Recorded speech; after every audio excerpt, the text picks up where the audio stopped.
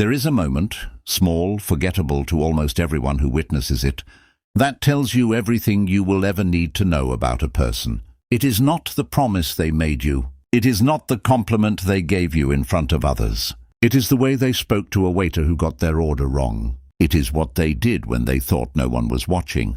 It is how they reacted when someone else succeeded instead of them. Marcus Aurelius, the most powerful man on earth in his time, wrote his private journal not to impress anyone, because no one was ever supposed to read it. And in it, he obsessed over one question more than any other.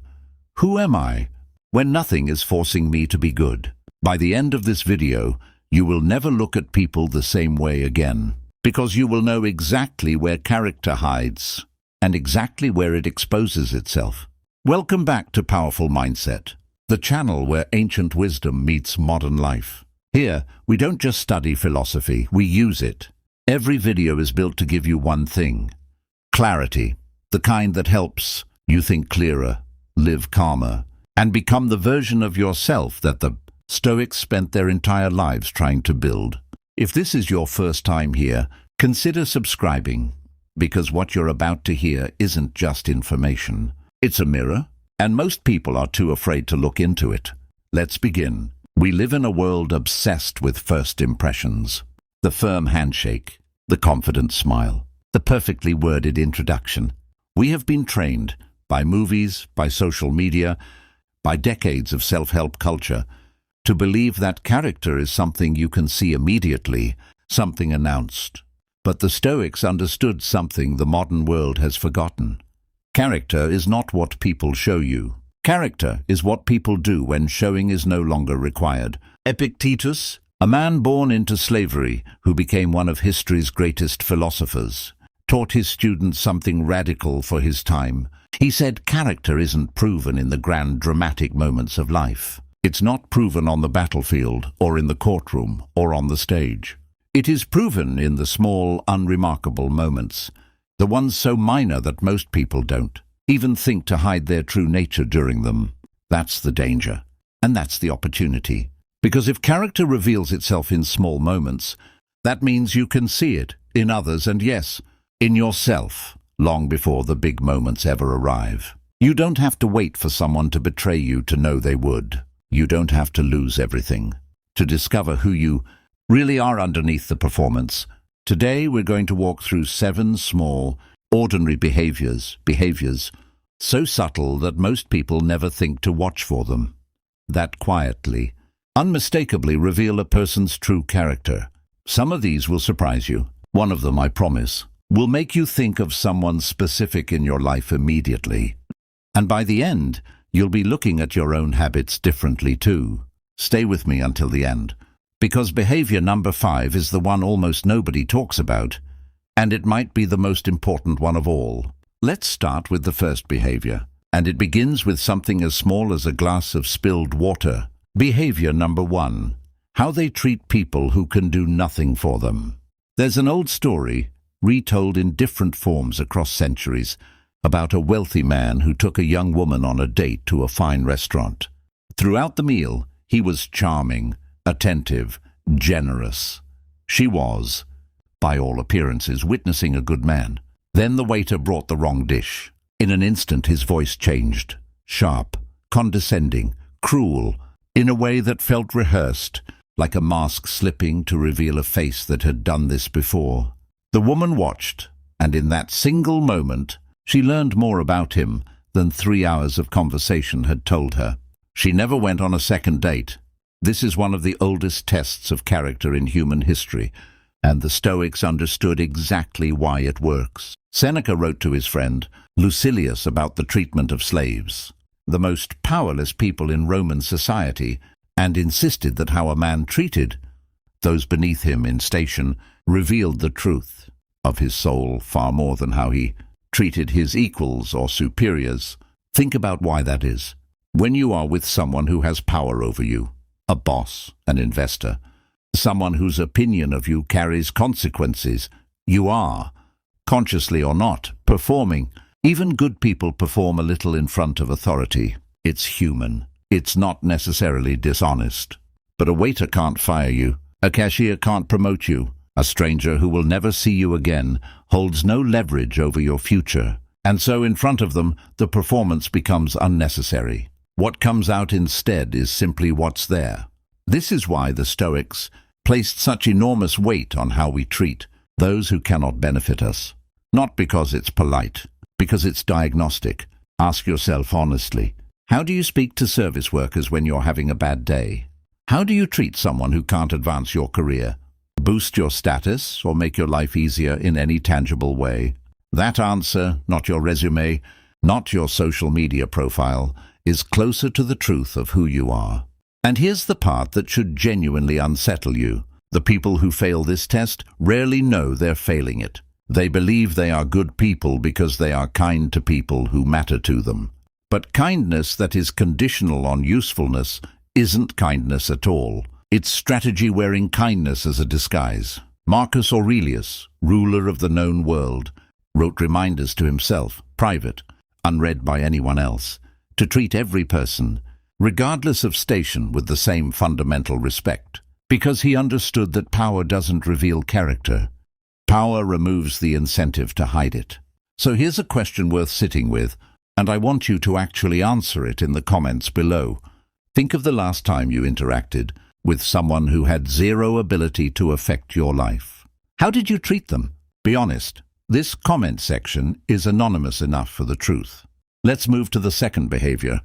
And this one is about something almost invisible, the space between what someone says and what they actually do. Behavior number 2, what they do when they think no one is watching.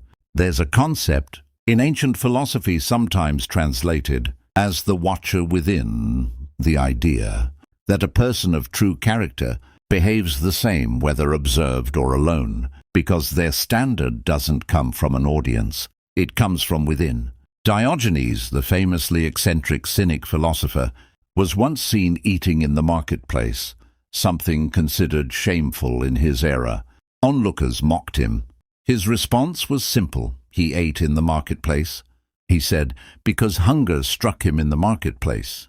He refused to let the presence or absence of witnesses dictate his behavior. To Diogenes, the idea of acting differently based on who was watching wasn't just inconsistent, it was a kind of quiet dishonesty. Now, contrast that with something almost all of us have witnessed. The co-worker who works diligently when the manager walks by, then disappears for an hour the moment they leave. The friend who's generous at dinner parties but never answers the phone when you actually need help. The person who recycles when others can see but throws everything in one bin at home. None of these are catastrophic moral failures. That's exactly what makes them so revealing. They are too small to be performances for anyone else, which means they're honest windows into what a person actually values when the social cost of not valuing it disappears. Here's what's fascinating. Neuroscience actually backs up what the Stoics intuited 2,000 years ago. Behavioral researchers have long studied what's called the observer effect and the tendency for people to behave more ethically when they believe they're being watched, even by something as simple as a picture of eyes on a wall. The gap between watched behavior and unwatched behavior is, in a very real sense, a measurement of internalized character versus external compliance. Epictetus put it more directly than any modern psychologist ever has. He said that a person's philosophy, their real one, not the one they talk about, is revealed not in what they say they believe, but in what they do when believing it costs them something and no one will ever know the difference. This is why Marcus Aurelius filled his private journal, the Meditations, with brutal self-examination, not because he thought anyone would read it one day, but because he thought no one would. He used the privacy of that notebook to hold himself to a standard higher than any public performance would have demanded. That is, quite literally, the opposite of what most people do with privacy. Most people use privacy as permission to lower the bar. Marcus used it to raise his own. So think about your own life for a moment, not to judge yourself, but to actually notice. Where does your behavior change when the audience disappears? For most of us, there's at least one place. The goal isn't shame. The goal is awareness. Because once you see the gap, you can start closing it, and that closing, that alignment between your private self and your public self, is one of the most powerful things you will ever do for your own peace of mind. A divided self is an exhausting thing to carry. Integrity, in its most literal sense, simply means being undivided. Now let's talk about something that seems positive on the surface but is actually one of the most telling character tests there is: how someone responds to other people's success. Behavior number 3. How they react to someone else's success. I want you to picture two people receiving the exact same piece of news. A mutual friend just got the promotion, the relationship, the opportunity they'd both been quietly hoping for. Person 1 feels a flicker of something uncomfortable and then says, "Genuinely, that's incredible. I'm so happy for them," and means it. Person 2 says the same words, but something in their eyes doesn't match their mouth. Later, they find a reason to mention a flaw in the friend's success. Well, it probably helped that they knew someone. A tiny crack in an otherwise congratulatory sentence.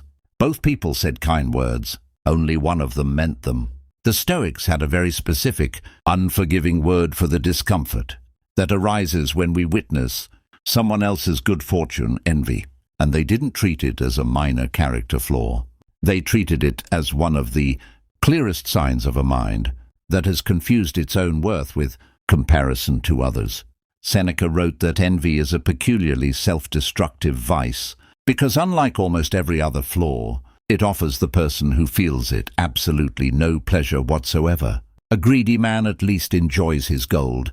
An angry man at least feels a rush of righteous heat. But an envious person suffers purely because someone else is happy. Their pain has no reward attached to it at all. It is suffering for suffering's sake. Here's why this matters as a character test. How someone reacts to your success will always be more honest than how they react to your failure. Almost everyone knows how to perform sympathy. It's socially rewarded, expected, easy. But there is no script, no social pressure, telling people exactly how enthusiastic to be about someone else's win. In that gap, in that undefined space, their real relationship with you leaks through. Watch for it. The friend who changes the subject quickly after congratulating you. The family member whose compliment always comes with a small asterisk. The colleague who is warm to your face but strangely absent when it's time to actually celebrate you. These aren't accidents. They are, in the Stoic sense, symptoms, visible evidence of an internal comparison happening beneath the surface, where your win is quietly being measured against their own sense of lack. And here's the harder question, of the one I promised you at the beginning would make you look inward, not just outward. How do you react when someone close to you succeeds? Not what do you say, what do you feel? In that first unguarded second before you compose your response. The Stoics believed the antidote to envy wasn't suppression. It was a complete reframing of how you measure your own worth. Epictetus taught that some things are within our control, our effort, our character, our choices, and some things are not. Other people's outcomes, timing, luck. When you stop measuring your life against other people's chapters, someone else's success stops being a threat and starts being simply someone else's success. Nothing more, nothing less.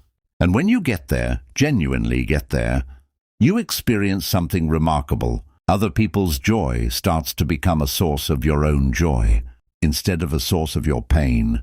If you've ever caught yourself feeling that flicker of discomfort at someone else's win, don't punish yourself for it. It's one of the most universal human reactions there is. But notice it. Naming it is the first step to no longer being ruled by it. Now, behavior number 4 is one you've almost certainly experienced from the receiving end, whether you realized it in the moment or not. Behavior number 4, how they handle being wrong. There is perhaps no moment more revealing of character than the exact instant a person realizes, undeniably, unavoidably indeed, that they were wrong. Some people in that instant soften. They say plainly, "You're right. I was wrong. I'm sorry." And something remarkable happens to everyone. Watching, respect increases, not decreases. Contrary to what our ego tells us, admitting error rarely makes people think less of us. It almost always makes them trust us more. Other people, in that exact same instant, do something else entirely. They deflect. They change the subject. They find a technicality to argue instead of the actual point. They get defensive, sometimes even hostile, treating the simple identification of an error as a personal attack rather than useful information. The philosopher who perhaps thought about this most rigorously was Socrates, a figure the Stoics themselves deeply admired and drew from. Socrates built his entire method of teaching around one radical idea, that being proven wrong in public wasn't humiliation. It was the beginning of wisdom. He would walk through Athens deliberately seeking out people who claimed to be experts, and through careful questioning, expose the holes in their thinking, not to embarrass them, but because he genuinely believed that a person who could not tolerate being wrong could never actually become wise. Certainty, unchecked, is the enemy of growth. Marcus Aurelius wrote something remarkably humble for a man who ruled an empire. He reminded himself again and again to be grateful to those who corrected him, because their correction was a gift, proof that someone cared enough about the truth and about him to risk the discomfort of disagreement. Think about how rare that mindset actually is. Most of us experience correction as a threat to our identity, not as information. And that reaction, fight or flight in the face of being wrong, has almost nothing to do with the actual mistake and everything to do with how tightly a person's self-worth is wrapped around the idea of always being right. Here's the test you can apply to literally anyone in your life. Starting today, the next time you point out, gently, respectfully, that someone made a mistake, watch not what they say, but how quickly their tone shifts. Defensive people escalate almost instantly, often disproportionately to the size of the actual error. Secure people, people who have done the internal work the Stoics spent their lives describing, tend to pause, consider, respond, rather than react. And I'll ask you to turn this one inward too, because that's really what this whole video is about. The next time you're wrong, and you will be, because every single person watching this, including me, is wrong more often than we'd like to admit. Notice your very first internal reaction. Is it curiosity? Or is it a flash of defensiveness? A need to protect your image before you've even processed the information? There's no shame in noticing defensiveness in yourself. There is real growth, though, in noticing it and choosing differently anyway. Now we arrive at behavior number 5, the one I promised you at the start of this video. And I genuinely believe this might be the most overlooked character test that exists, because almost no one thinks to look for it. Behavior number 5, how they talk about people who aren't in the room. Here is something you can learn to notice starting today. That will change how clearly you see everyone in your life. The way someone talks about people who aren't present is a near-perfect prediction of how they talk about you when you're not present either. It sounds almost too simple to be true, but think about every close relationship you've ever had, and be honest with yourself here. Hasn't this pattern held up nearly every single time? There's a particular kind of person who seems endlessly warm in conversation, until you notice that every conversation is laced with commentary about someone who isn't there to defend themselves. A little critique here. A little, can you believe they did that there? It feels in the moment like intimacy, like you're being let into a trusted circle, but it's actually the opposite. It's a preview. Epictetus taught his students to be extraordinarily careful about the company they kept, precisely because he understood something about human nature that modern psychology now confirms. We become like the 5 people we spend the most time with. And gossip, casual, seemingly harmless gossip, is one of the fastest ways character erodes without anyone noticing it happening. It normalizes talking about people behind their backs as a form of bonding. And once that norm is established between 2 people, it very rarely excludes either of them. There's a quiet exercise worth trying. And I want you to actually try this. Starting this week, pay attention to how a new acquaintance talks about their ex Their former boss, their old friend, their family member who isn't speaking to them anymore. Not whether they have complaints. Everyone has complaints, and having them isn't a character flaw. Watch instead for how they hold those complaints. Is there any nuance, any acknowledgement of their own role in the conflict? Or is it pure one-sided villainy, with them cast as the eternal innocent party in every story from their past? That second pattern, the person who is always the hero and never once, in any story holds even partial responsibility is one of the most reliable predictors of a difficult relationship you will ever encounter. Because life is not actually structured that way. Real people, telling the truth about their own history, occasionally admit fault. The absence of that admission across every single story isn't good luck. It's usually a narrator problem. Marcus Aurelius wrote about guarding his own speech with real discipline, reminding himself to speak only of what was true, necessary, and kind. And if something failed even one of those three tests, to simply not say it. Imagine applying that filter to every conversation you have about people who aren't in the room. Most conversations, if we're honest, would get considerably shorter. And here's the uncomfortable mirror this behavior holds up.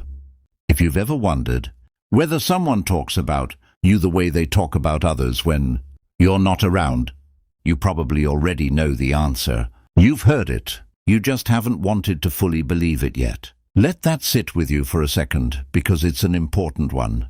Now, let's talk about something that seems almost trivial on its surface, but reveals a person's relationship with responsibility itself. Behavior number 6, how they treat their own commitments. Small promises.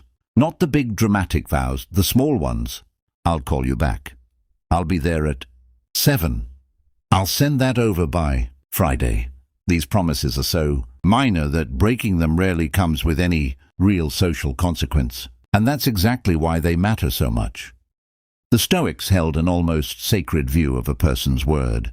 Not because breaking small promises is catastrophic on its own, one missed call doesn't ruin a friendship, but because the pattern of how someone treats their commitments reveals how they understand their impact on other people's time, trust, and expectations. Epictetus taught something foundational here. He said that a person's word should be so reliable that others could build their own plans on top of it without fear. That's actually a beautiful, practical definition of integrity, not some abstract moral purity, but simple dependability. Can people build on you? Or does building on you always come with a hidden risk that you might quietly not show up? Think of the person in your life who says, "I'll be there," and without a shadow of doubt, they will be. There is a specific, calm kind of trust that develops around people like that. A trust that has nothing to do with their intelligence, their charm, or their achievements. It comes purely from consistency between word and action, repeated so many times it becomes predictable.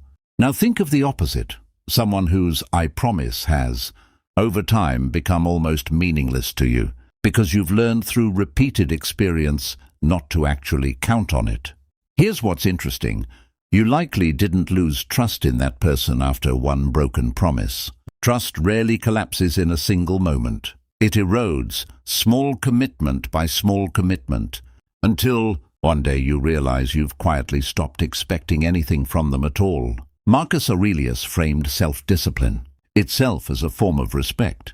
Respect for your own time, and by extension, respect for everyone whose time intersects with yours. Every broken small commitment is, in a sense, a tiny statement. My convenience mattered more in that moment than my word did. Said once, it's forgivable. We're all human. Circumstances change. Said as a pattern, it becomes a philosophy, whether the person realizes they're living by it or not. Here's a practical, immediate way to apply this. For the next week, notice in yourself first, before anyone else, how often you say, "I'll do it," versus how often you actually do it, unprompted, without needing to be reminded. This isn't about perfection. It's about closing the gap, little by little, between the person you say you are and the person your actions prove you to be. That gap, more than almost anything else, is what the Stoics spent their entire philosophy trying to close. Now the seventh and final behavior, and I've saved this one for last because it ties every single one of the previous six together. Behavior number 7, how they handle power over someone weaker than them. There's an old idea, sometimes attributed loosely to Abraham Lincoln, though its true origin is debated. Nearly anyone can handle adversity, but if you want to test a person's true character, give them power. Power doesn't create character flaws. It removes the restraints that were hiding them. A person who is cruel with power was very likely already cruel. They simply lacked the leverage to express it before. And a person who remains kind, patient and fair with power, when there is genuinely nothing stopping them from being otherwise, has shown you something rare and real. This is, in many ways, the culmination of every behavior we've discussed today.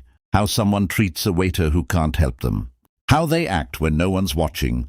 How they respond to someone else's success. How they handle being wrong. How they speak about the absent. How they treat their own word. All of it converges here, in the moment someone holds power over another person. A subordinate.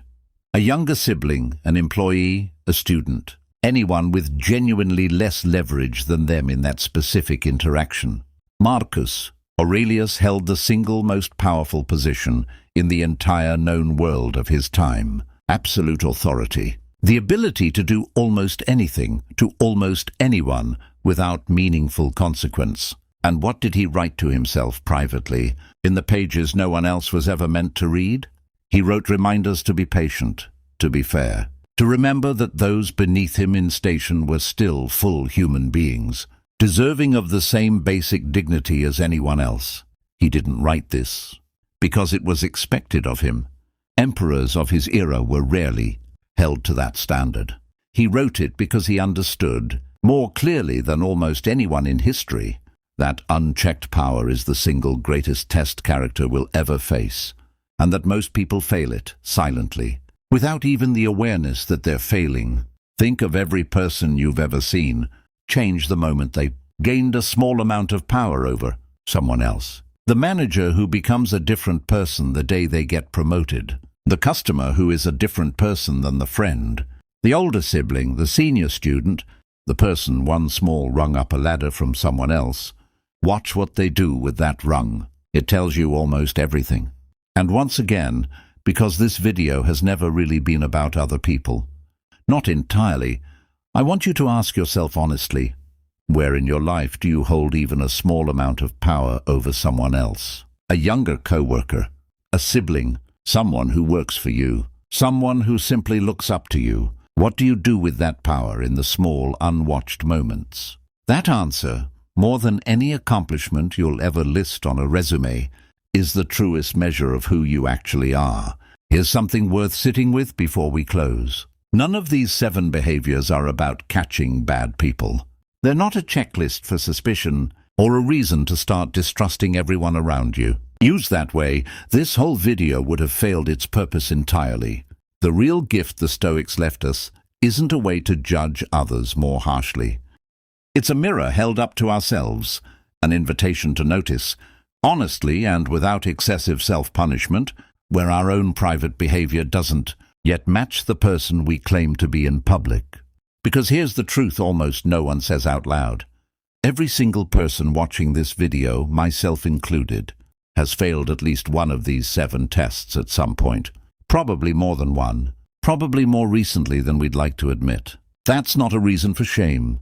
Seneca himself wrote that he examined his own conduct every single night before sleep, not to torture himself over his flaws, but because he believed awareness, honestly faced, was the beginning of every meaningful change a person would ever make.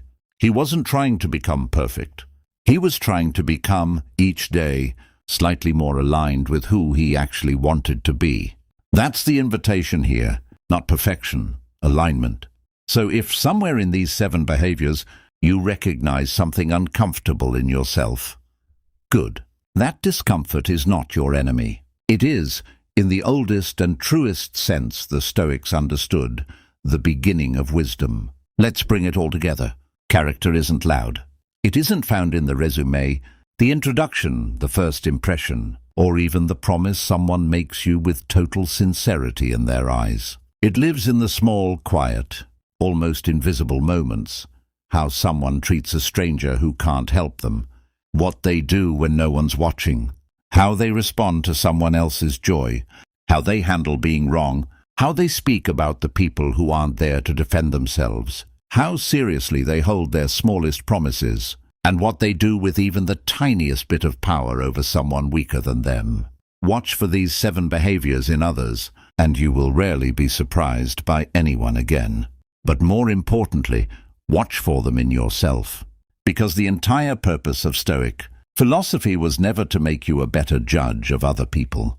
It was to make you a better version of yourself, one honest, unwatched moment at a time. If this video gave you something worth thinking about today, do 3 things for me. First, drop a comment telling me which of these 7 behaviors hit closest to home, for you or for someone in your life. I read every single one, and honestly, those comments shape what we cover next.